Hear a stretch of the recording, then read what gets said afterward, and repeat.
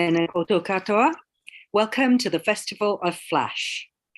Shaping Your Narrative is the first of many discussions to celebrate the 10th anniversary of National Flash Fiction Day in New Zealand, which was started by Michelle Elvey in 2012. My name's Nod Ghosh, and I've written 3 books containing novella in Flash, which have been published by Truth Serum Press. Welcome to all of you who join us on the New Zealand National Flash Fiction Day YouTube channel. If you want to participate in the discussion and ask us questions, please add those into the comment section. Also, if you add any comments to the new New Zealand Flash Fiction Day Facebook page, you'll automatically be entered into a prize draw. And I understand many great books have been donated. In this session, we're going to discuss how the narrative arc may feature in a collection of shorter pieces. Our participants are authors of collections of the short form or of novella in Flash. Full bios are available for all the panelists in the NZ National Flash Fiction Day site on the Festival of Flash page. We have with us Emma Neal, who's a freelance editor from Ōtepoti, Dunedin. She's the author of multiple novels, poetry books, and a collection of short fiction called The Pink Jumpsuit. Jack Cottrell lives near Turangi, and he's had a collection of Flash 10 Acceptable Acts of Arson and other very short stories published last year. Jude Higgins is a writer, tutor, and organizer of the Bath Flash and Novella in Flash Awards, whose collection, The Chemist's House, was published in 2017. Caroline Green, an English teacher who lives in London, won the 2022 Bath Novella in Flash Award with lessons at the Water's Edge. Tracy Slaughter teaches creative writing at the University of Waikato and has written several books, including short fiction collection called Devil's Trumpet and a novella in Flash, If There Is No Shelter. Michelle Elvey, who many of you know, is a writer, editor, and manuscript assessor based in Ōtepoti, Dunedin, whose short form work includes The Ever Rumble and The Other Side of Better. I'd like to invite each of you to read a piece and tell us something about the structure of the novella or the collection that it comes from. Can I hand over to you, Emma, please? Kia ora tātou katoa. Thank you for that lovely introduction to everybody, Nod. I'm going to read from my collection, The Pink Jumpsuit, which is possibly an outlier in this discussion because it doesn't have a conscious thread connecting every story. But I'll start with a story called The Apocalypse Shelves, which first appeared on Moon Park Review. So, The Apocalypse Shelves. My grandmother kept natural disaster supplies in her basement. Civil Defence had advised citizens to ready themselves for at least 3 days of total self-reliance in case of national emergency. What the? Our dad said when he saw the stores stacked along one wall. Are you prepping for Armageddon, Mum? Or Christmas? My little brother piped up. There weren't just rows of bottled water, cans, packets of dried food, jars of spreads, chocolate bars, candles, lighters, bandages, aspirin, safety pins, 4 torches, multiple batteries, but unread books, pristine card decks, shrink-wrapped DVDs. You haven't even opened Brideshead Revisited, my mother said. Nan shrugged. Loved the book so much, keeping the show for a desperate moment. Driving home that weekend, Mum made her concern abundantly clear. She's stockpiled 60 pink disposable razors. Perhaps she expects to give the neighbours sanctuary. Even Dad's moustache looked wistful, as if the air had gone out of it. He loved Nan to bits, but on our visits, she never hugged him first.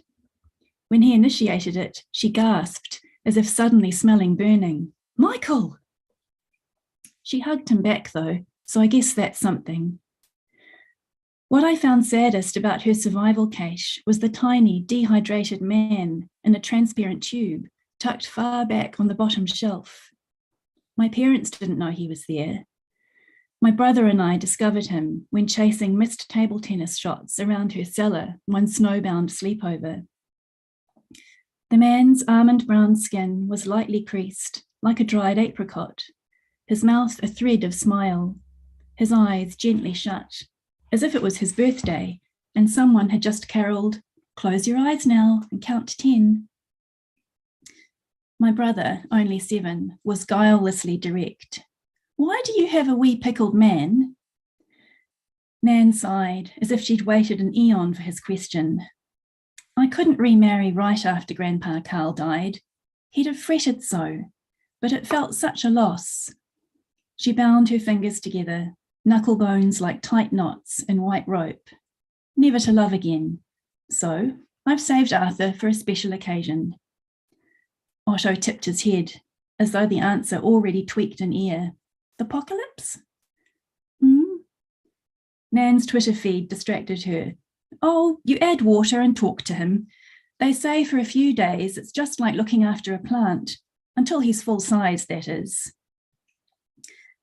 I thought how love was somehow like pair, see, or even match, long, a sound people made and you thought you understood.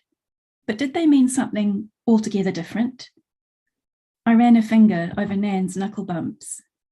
Isn't that still sort of betraying Grandpa, even if you don't unseal Arthur till the end of days? I didn't think Nan wanting another lover was wrong. I was just trying to straighten out her dog-legged, drop-stitch logic in my head. Waving a hand, like I'd accidentally blown peacock glittery soap bubbles at her eyes, she said, "But by then it will all just about be over. Grandad Carl needn't cry for long." Thank you. That was lovely.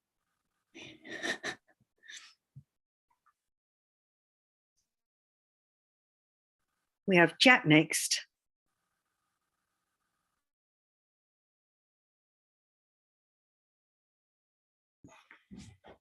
Well, kia ora tātou. I will be reading a piece, well, technically several pieces from my book, 10 Acceptable Acts of Arson, which, like Emma's, doesn't actually have a full-on thread connecting all of the stories, but has been laid out in days of the week, set up with the 7 parts of A Week in the Life. So, A Week in the Life, Part 1. On Monday, a man broke into my car and stole a bag of coat hangers. I know it was a man because he left a business card on the back seat. Rain had leaked through the broken window and smudged the text, apart from the name Gary.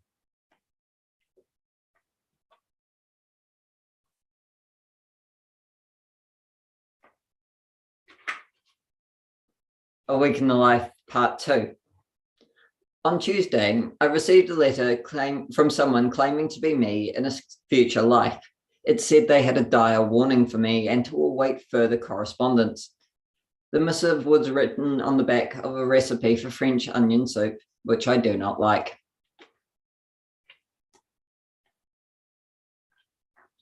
A Week in the Life, Part 3. On Wednesday, I found I had 3 new bones in my body. I made a found post on Facebook, though I wasn't sure how I'd return the bones if anyone claimed them.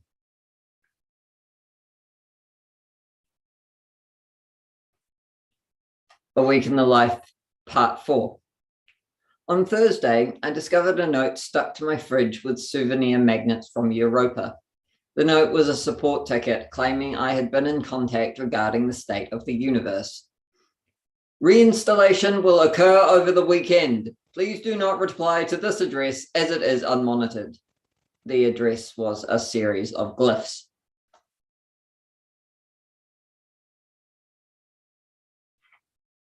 A Week in the Life, Part 5. On Friday, I arrived at work to find there was a party in my office. My co-workers and I socialized from 8:30 to 4:30, then we all sat down for after drinks work. I got as much work done as I had the previous Friday.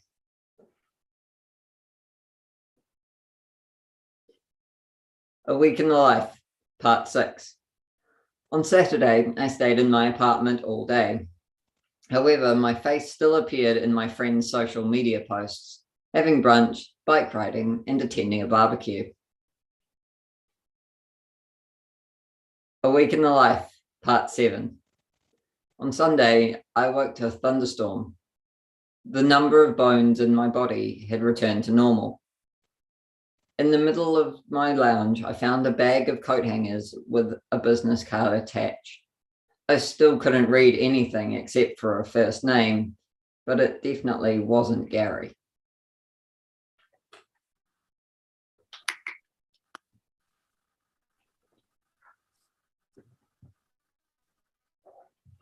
Jude, it's your turn. Thank you, everyone, and it's nice to be able to read from my pamphlet, The Chemist's House. It feels quite old now, but I haven't read from it for a while. Just to say a bit about it, so it's a chapbook or pamphlet, and it's 13 stories, and they are connected because I suppose it's like a coming of age collection. I didn't write it as anything but a collection. We're going over time, and the location is the chemist's house. And I'm going to read a story called Wild Green Fig Jam.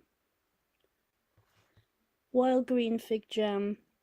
How come it tasted like the ripe figs my father bought as a young man in Israel from a girl at a sun-bleached roadside stall, warm and voluptuous, split at the side, their sweet grainy flesh smearing his fingers, but smelled like his tobacco when I dipped into the pouch, then tamped down a pinch of moist strands into the shiny new bowl of his Christmas pipe, handed it over, watched the ritual, the click of his silver lighter, the flame pulled into the recess, the hiss of him inhaling far into his throat, where a tumour grew a long time after he gave up smoking and shobbled humbugs instead.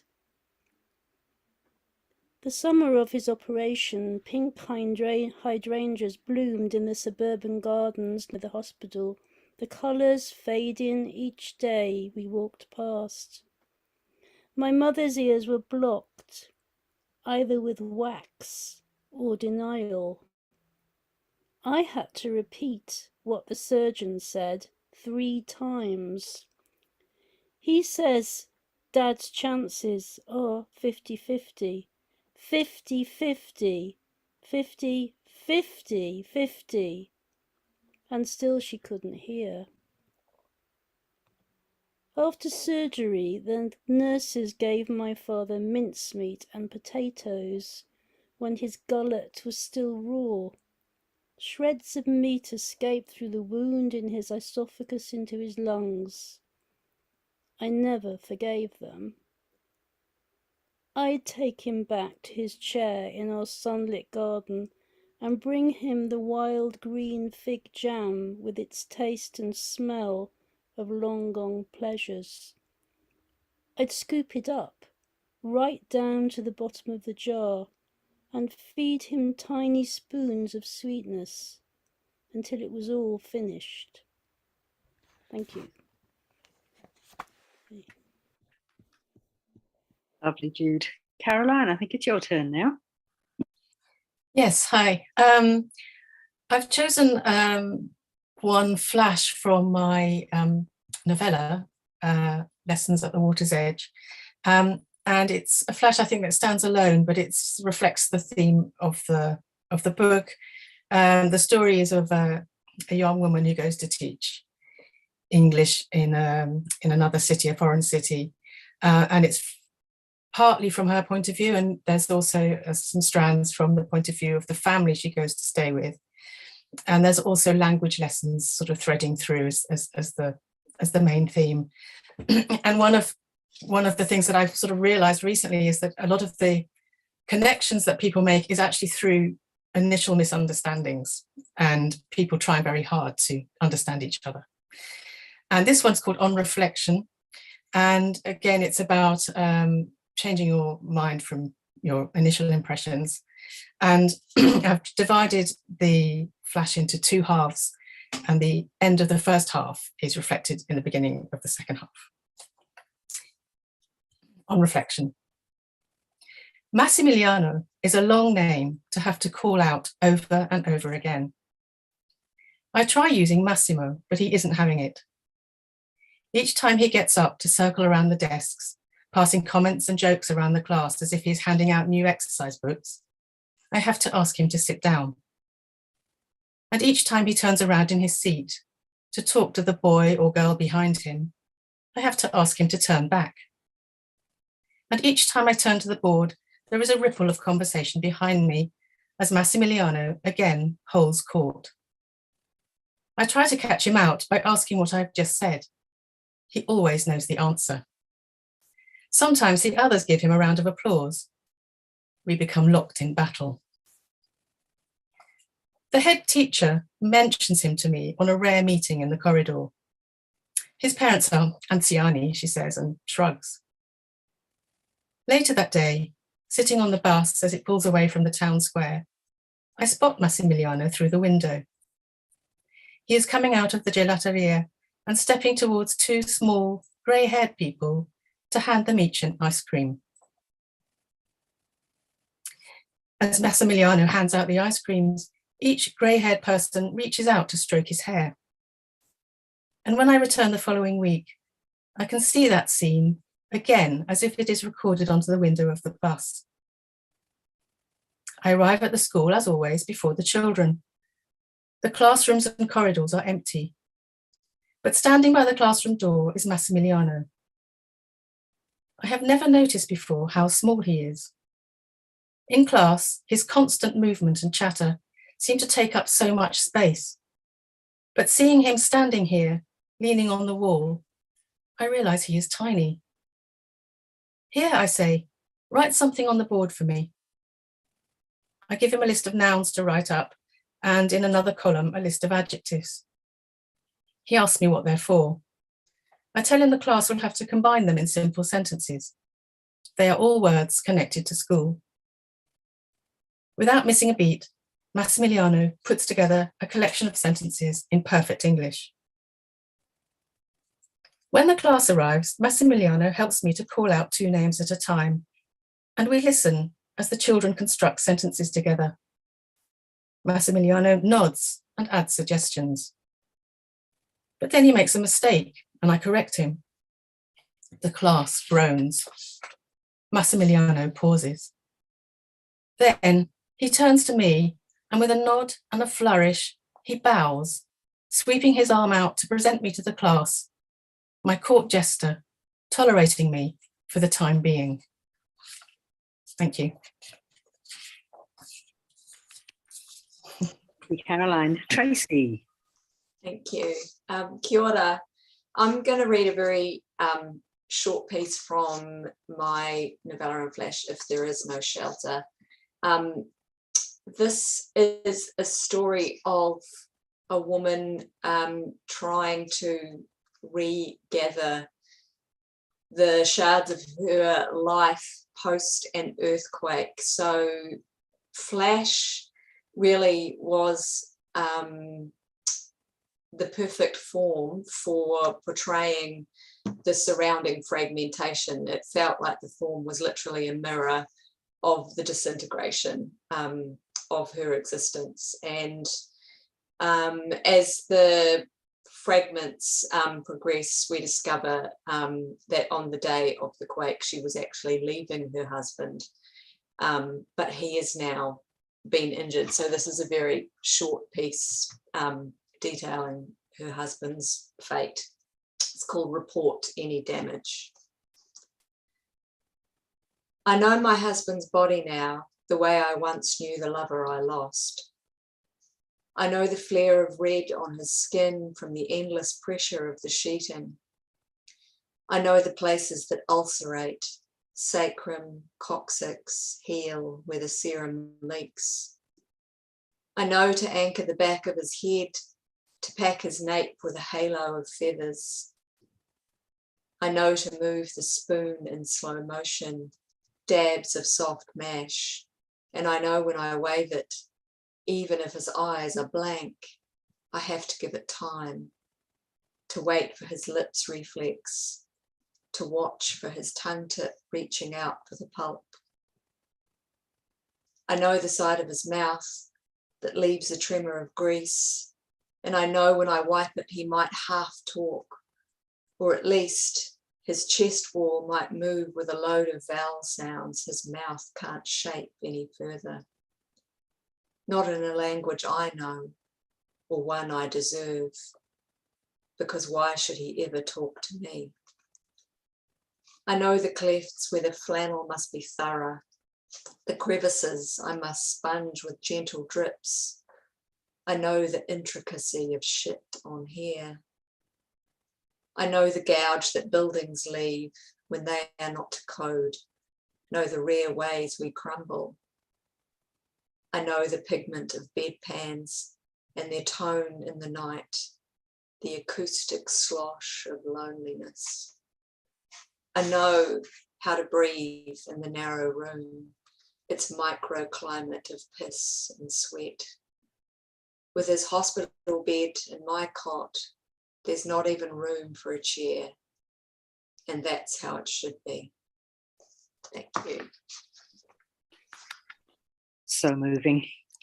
Michelle, I'd like you to read now, please. Kia ora, and thank you very much.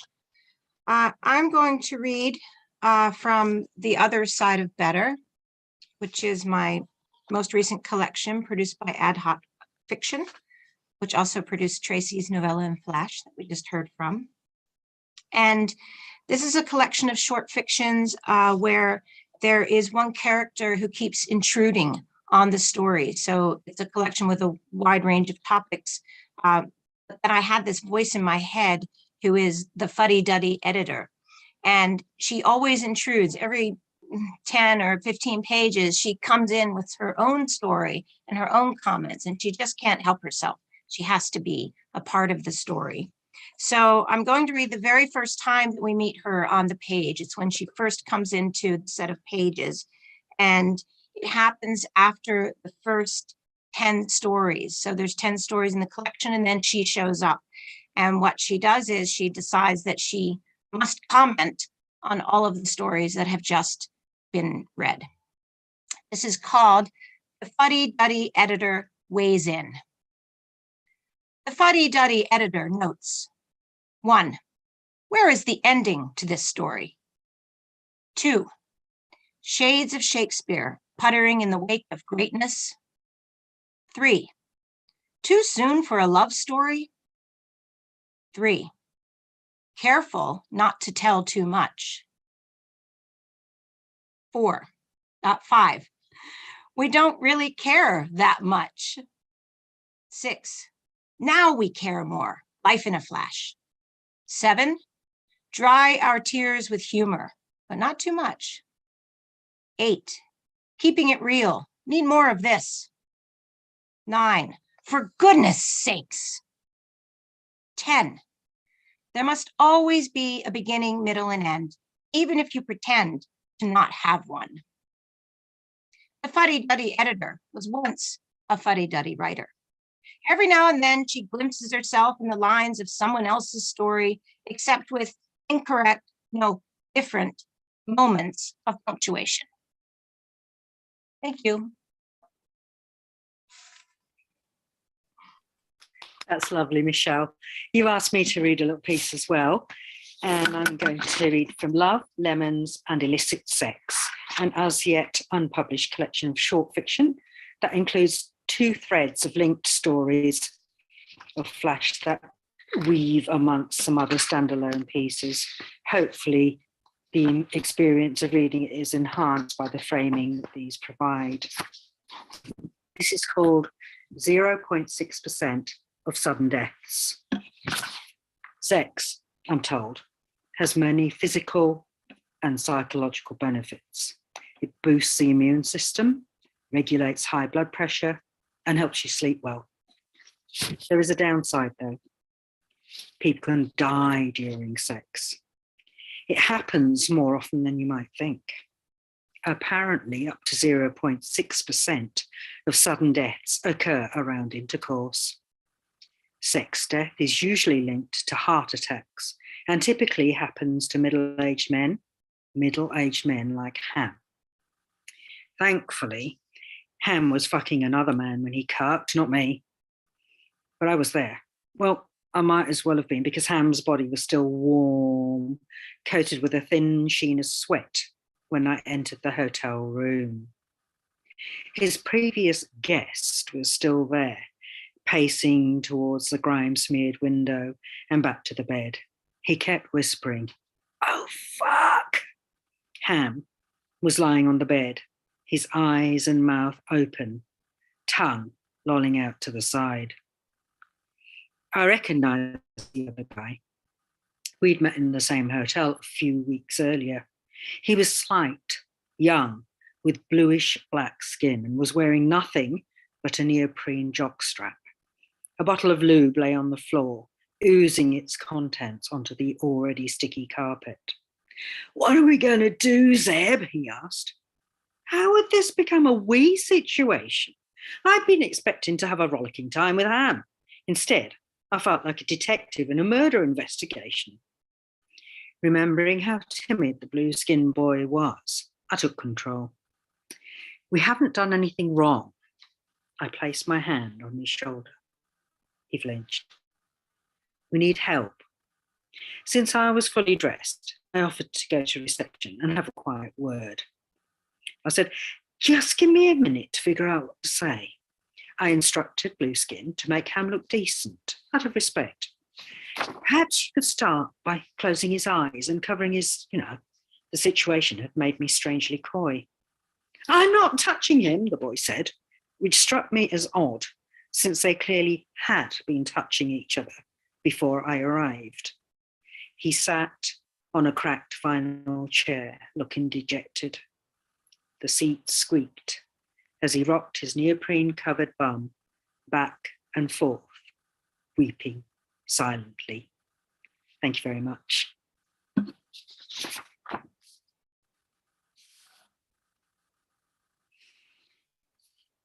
Okay, so thank you all for your readings. Moving on to the discussion. Even if we don't have time to cover all the points that we've planned, we'll stop in plenty of time to allow some questions for you, the audience who are tuning in. Narrative structure contains a plot, which is typically a chain of events, and story elements, factors that drive the narrative, protagonists, conflicts, setting, etc. For novels in particular, at least by European literary standards, a basic structure may include world of the common day or the status quo, an inciting incident, rising action, and resolution. We see similar arcs in cinema and theatre. There are various blueprints that may be followed, including Freytag's Pyramid and the hero's journey. While they may not be prescriptive, in the longer form, they can at least help you to troubleshoot if you find the novel you're writing isn't working. So the first discussion point is, how do you see these patterns and recommendations applying to individual pieces within a collection of short stories or novella in Flash? Over to you, panel.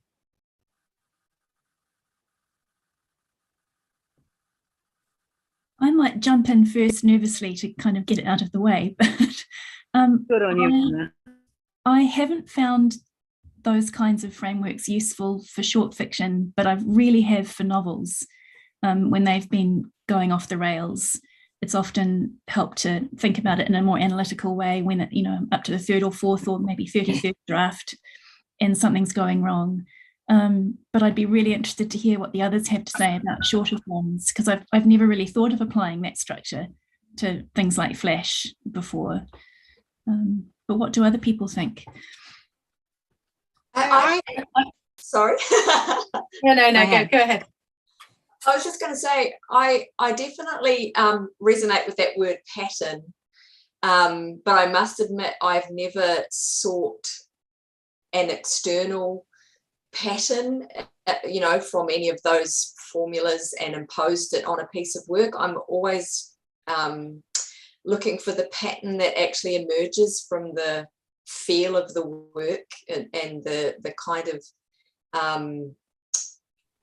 often the image world of the story and or the piece of flash itself. And for me, often the structure and form tends to grow from that, out of its own kind of DNA blueprint, rather than it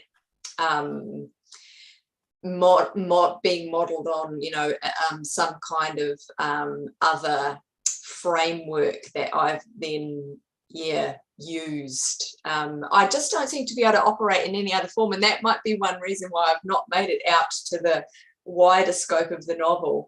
So probably I should go researching some of these formulas, but I always tend to go from that more instinctive and organic place of feeling my way towards the pattern that the work itself wants to spread out and weave. Yeah. I would agree with Tracy about that.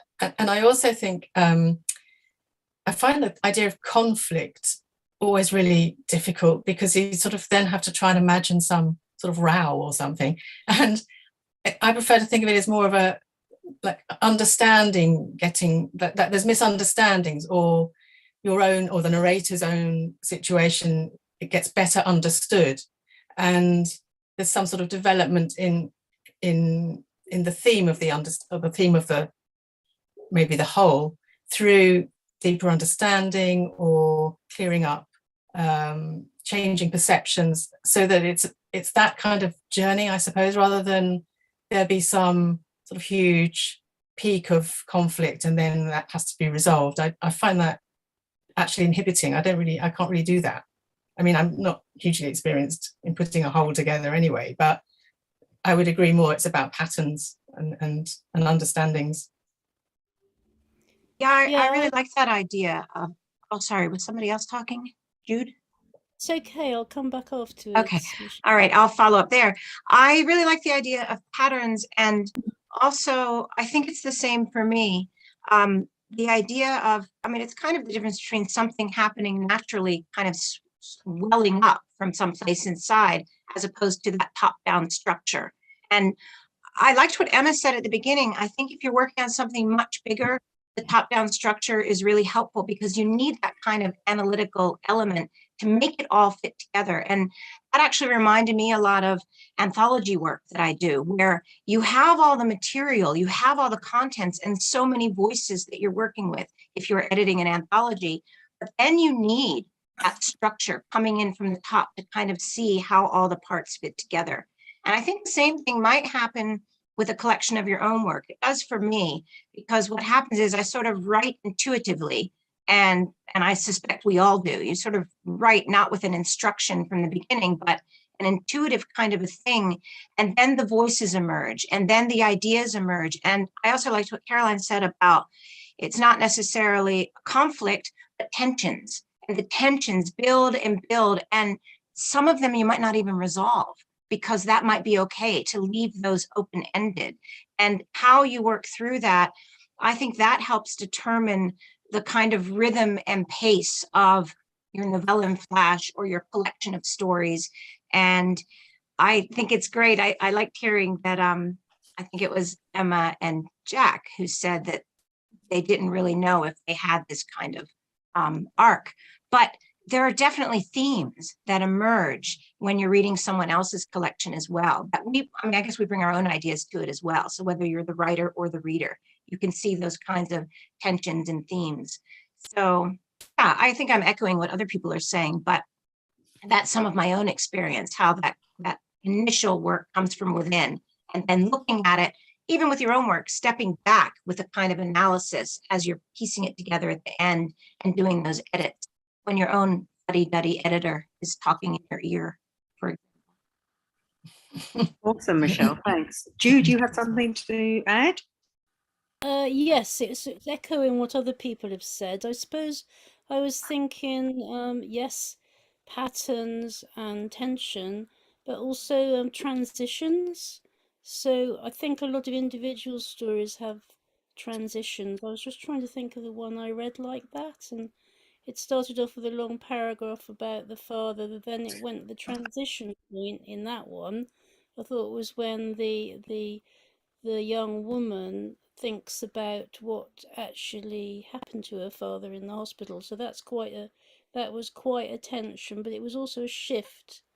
So I like to think of shifts and movement. I think I remember Kathy Fish saying that, think of movement rather than a plot arc in a short piece of fiction. And I think the whole of my collection has movement. It doesn't have a strong arc as far as I can tell. I didn't write it like that.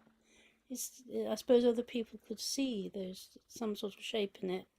It was definitely written with the thought of this is a transition into something else, and that might have been within the story or within the whole shape of it. Awesome. Jack, did you want to say anything about the use of the prescriptive I mean, structure? it's mainly, I was thinking that while I understand the hero's journey, it's mainly in terms of Star Wars, and that I'm not sure what Freytag's pyramid is, and obviously I'm just like highly unqualified to do this. But I also like the idea of shaping the bits that aren't in the text, but kind of sit between the text, if that's anything. I mean, I ended up shaping my collection around the fact that I had two stories which in the titles mentioned days of the week. And I had like 100 stories and was going mad. So I then became kind of, well, what do the days of the week symbolize in various cultures, and which of my stories fit in there, rather than looking at the stories themselves. It was kind of looking at what themes they had in relation to other things. So it can be both the tensions and all of the structures within the story that they build, but also I like to think of them as metatextual elements that kind of don't sit in the stories, but are, imposed upon the stories in some way. Yeah, I think that's really important. And quite nicely, we've actually managed to cover some of the first few points that we were going to discuss, because we were going to talk about structure in individual stories, and we've moved on naturally to talk about structure in the whole. And I especially liked what you said, Jack, about the space between the stories and what's imposed on them. I'm going to jump ahead a little bit in the plan. This is to do with novella in Flash in particular. And here's a statement that's going to be appearing in the forthcoming Flash Frontier. And it says, each Flash must stand alone, but not as if it was really standing alone. And I wanted to know if any of you have any views about that statement.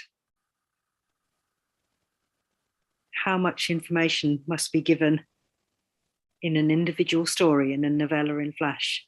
Anybody like to kick off? Well, I can just put one together. I think that you can, from the point of view of writing, well, my experience of writing is that I didn't have to particularly write it in sequence, and it was more like I could pick moments or aspects of the city that I was writing about, or the people I was writing about, and maybe even write a list about things I wanted to mention, and then construct individual flashes around that. And initially they were in my head standalone and intending to stand alone, but as they began to be put together in a pattern, I realized that there was, I think you talk about the connective tissue, there were gaps in the reasons for people doing things or people's motivations. And then they needed more flashes to join those together. And in a funny way, they were the most standalone ones that I wrote, I think, because they had to encapsulate a moment where the motivation became the point of the flash, so that they could then connect to the other ones that were maybe just descriptive or isolated incidences. And I think they do have to stand alone, although obviously you have to mention things that connect, or characters' names, or times that connect to the whole. So you could, if you wanted to, take some of them out and change character names, or just make a generic person, and then they would stand alone. You know, you could make them more standalone, but you still also have to refer to the general passage of time, or whatever. So I'm being a bit vague, really, but I think certainly in terms of putting it together, it was helpful to think of them as standalone anyway, and then, you know, then connect them by just mentioning people's names or so on. So I think some are bound to stand more standalone than others, is what I'm trying to say, I suppose. Great. I like that idea of the connecting stories ending up being more standalone than the ones that you started with. Anybody else like to say anything about that in the context of novella in Flash? I think it's been quite controversial, this whole area, standalone. And it seems to me, from having run the Novel in Flash competition at Bath Flash Fiction Awards since 2017, that it was sort of, it almost felt like a rule to start with. And this is how novella in Flash had to be. It had to have these very distinct chapters. And sometimes that could feel like people were forcing something into a shape which shouldn't be quite like that. And I can't remember exactly what you said when I interviewed you about this, Michelle, in 2019, but I think you talked about the context is really important. So you can't separate the individual flashes from the whole context, I don't think. And as Caroline said, some was going to be sort of more robust on their own than others. But I think really you have to allow for this whole way of writing to keep evolving. There's so many different ways that people are approaching it, like fragmentary, or all sorts of different things that are equally valid. So that's my view in it at the moment, that we don't have to be fixed in thinking. Yeah, I like what you're saying there, Jude, because I think it indicates, and I'm really glad you spoke up about, you know, how you've seen it change even since 2017. I think it indicates some kind of elasticity in the form that I suspect we all love. You know, we like that you can get into this form and really play with it. And when I read a lot of different novellas in Flash, what I find is there are so many different approaches to it. And I love that Jack is here sharing. And what you read, Jack, instead of reading one story, you know, for viewers who are watching, I love that you read those fragments that kind of separate the parts in your book, because they do form that arc in that story. But I mean, if we just read a fragment like that out on its own, it wouldn't have the meaning. So the meaning in the context is everything. And that flexibility and that elasticity, I think, is what's so attractive, because you can get really creative with how you do it. And I also think there tends to be a lot of poeticism with the novella in Flash. So sometimes a small piece nestled right in the middle of a collection that's a novella in Flash might feel even more like poetry. It's a fragment, it's a thought, it's a mood. And I love that about it as well. And that might stand alone as a kind of nice poetic, tension piece. But in the collection as a whole, it just takes on a completely different meaning. So I think what's interesting here is what I feel like we keep circling around, coming to Nod's questions, this idea that prescription and rules, they're there for a reason, but you got to break them down. We're always breaking them down. I see Tracy nodding. Yeah, I just seem to be completely allergic to following rules, and find myself, whenever I see one, departing for some strange new horizon. But I really have been loving what others have said, and for me, that poetic aspect of Flash is all important, because it is, nearly as important as it is in poetry. It really is half of everything. And what Jack was saying about gaps and breakages, absences, for me it is the gaps that are the connective tissue in the novella in Flash.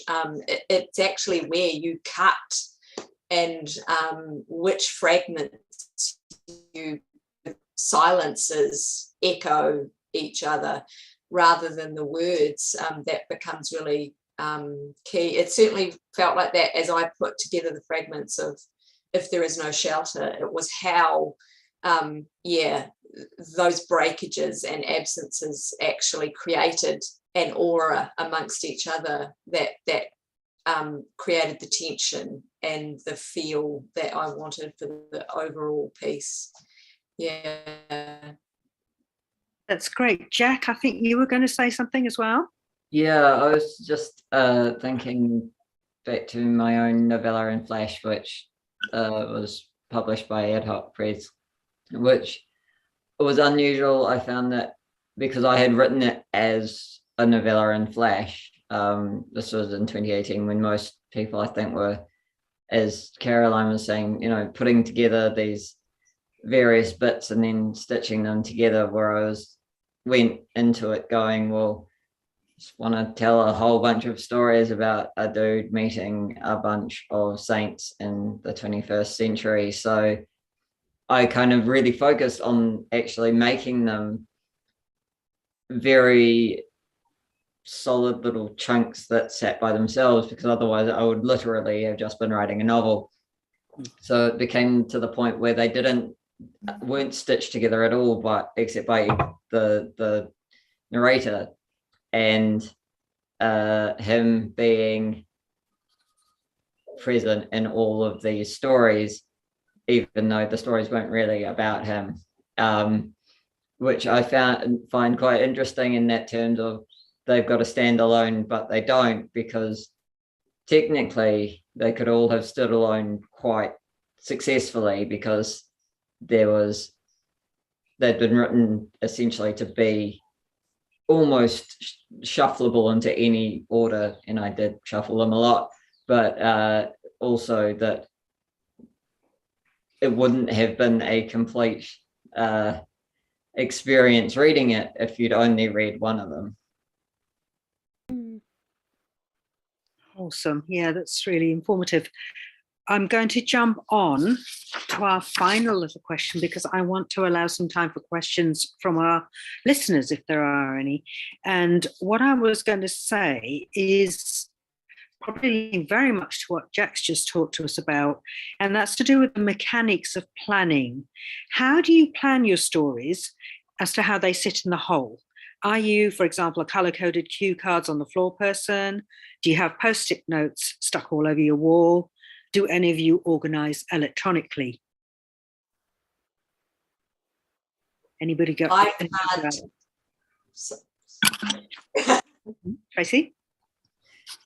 I can't organize electronically. I seem to just not be able to get an overall aerial view in scroll mode. It just doesn't get any traction. So I always end up printing pages out and literally creating the pattern on my lounge floor, laying them out, and kind of almost visually putting them together. And I also tend to think musically at that stage too. There's something about like a wider composition and a kind of emotional feeling and rhythm that's created by how the pieces are moving, but I definitely can't do it online. I have to have the tangible object there, so the pieces are literally whispering to each other and making those sounds actively as I shift them around. Thank you very much. Anybody else want to say anything about their process? I've moved actually from the cue cards to online, partly because it turned out that having 90 something cue cards that started off with more than 100 cue cards was too many cue cards, too much to deal with. And then I got Scrivener, and it turns out that there's a feature on it where I can color code all of these cue cards on my screen and then drag them around, and I don't have to worry that I'm going to drop them all and then they're all going to get out of order again. And I don't have to worry that I'm scrubbing out or renumbering them wrong. So I've really appreciated being able to find, and I'm very aware that Scrivener is not a new technology, but that it's kind of been able to make my life a lot easier. And also trying to reorder things in Word is the world's worst thing as a writer.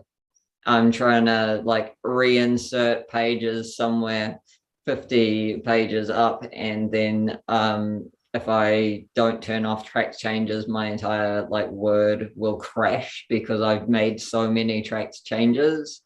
And yeah, it's just at that point you just feel like, well, why can't I just type up my manuscript on a typewriter and send it somewhere instead of hoping that my Word doesn't break?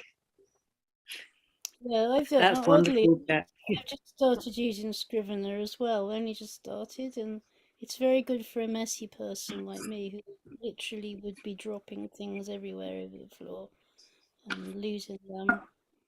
So, yeah. Yep. Also Right. hold a lot of stuff in my head. So, particularly as I like with my collection, it started from dreams. So the dreams are sort of swirling around for years, really, and then landing in different ways. I really liked Tracy's point about sort of operating on a musical level when it comes to organising, because I think that's probably something that happened for me with my collection, which wasn't themed. And I guess another metaphor would be that I was thinking more in terms of waves, that if there'd been quite a dark story, I felt like we needed to come up again if the reader was going to be reading from, you know, cover to cover, so that there's a bit of variation in the sort of emotional intensity. And in terms of physically organising, I did a lot of printing out and rereading and just thinking about what the final note of each story was, and then thinking, you know, what do we need a kind of a break after something fairly dark. And also I wanted to think about the first and last stories as, you know, the first to hook someone in, and then the last to kind of leave maybe a sort of more resonant note. So I had a clear sense of what the impact was that I wanted at either end of the collection. And then it was a matter of sort of, yeah, shuffling and reorganizing in the middle. Awesome. We've had some comments coming in, so I'm just going to read this couple of comments out. The first is from Viv Fonger, and it's regarding the standalone question. And she says, once any flash is next to or near other writing, it changes. And taking it away from context changes it again. You don't know until you try. Love that comment. Debbie Voisey says, some novella in flash start from the pieces that you already wrote, so they are standalone. But once you start to build, you can use connective flashes, like Michelle says, poetic, there for art's sake, maybe. And we also have a question, and this is from Ellie, and this is to Emma. And she says, do you find that flash is based more on your real life experiences than other writing forms, such as novels or poems? Over to you, Emma. No, I don't actually. In fact, in some ways, I think it's easier for me to let go of the autobiographical with flash, because it's on some level, it's a more technical problem for me. And I think that might be because I'm a bit newer to it than I am to poetry. So the technical challenges feel fresher and more fun. And so, yeah, in that sense, I find it easier to take on a different voice and a different character. But really interesting question. Thank you. Yeah, great question. Can I pass that same question on to anybody else that would like to answer it? Because I think it'd be interesting to hear from all of you. Well, the novella that I wrote is largely autobiographical. So, and also it's based, going back to your previous question, it's based on a year. So putting it all together was easier from that point of view, just because I was following the seasons. But it's only the novella that's been autobiographical. Mostly my flashes before, sort of single flashes, have not been. And yeah, maybe, you know, there is an element of being able to let go a little bit in standalone flashes.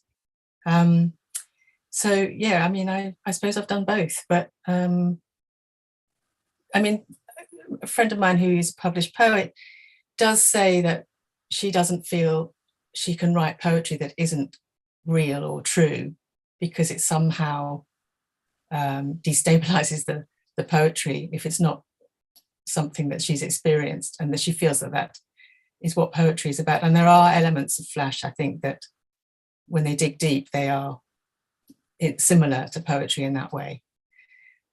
But you know, it's a multi-faceted form, so I think both apply. Absolutely. Yeah, I would have to say almost both both fiction and autobiography are going on simultaneously in this very, very closely meshed process. I think a flash is almost like a mask that you put on just for a few minutes, and often for me it starts as something really intensely fictional, but underneath it, the intensity that comes out, and often the thing that's unconsciously led me to that fiction without me even being aware of it to begin with, is something very autobiographical. So often, yeah, it's a bit of a double mirror going on. So they're both very much fictions, but they're tapping right to the heart of something that's very intensely bound into me as well. Yeah, and somehow that relates to the idea of truth in fiction, doesn't it? And the idea that we're writing flash fictions or novellas in flash or short story collections, they are different to a novel, because in a novel you have clearly invented characters and there might be pieces of you in it. But in these kinds of things, you might start with some kind of internal truths, which again, coming back to that point about it all being rather intuitive. But then because of the form and that flexibility, I feel like you have so much room to experiment and play. So the idea that they really do become these fluid fictions that are grounded in maybe that come from some place of reality, perhaps, whether it's the idea or yourself. I think that's, again, really what's neat about the form, all that play that can happen between real or not, or, you know, the voices. Yeah.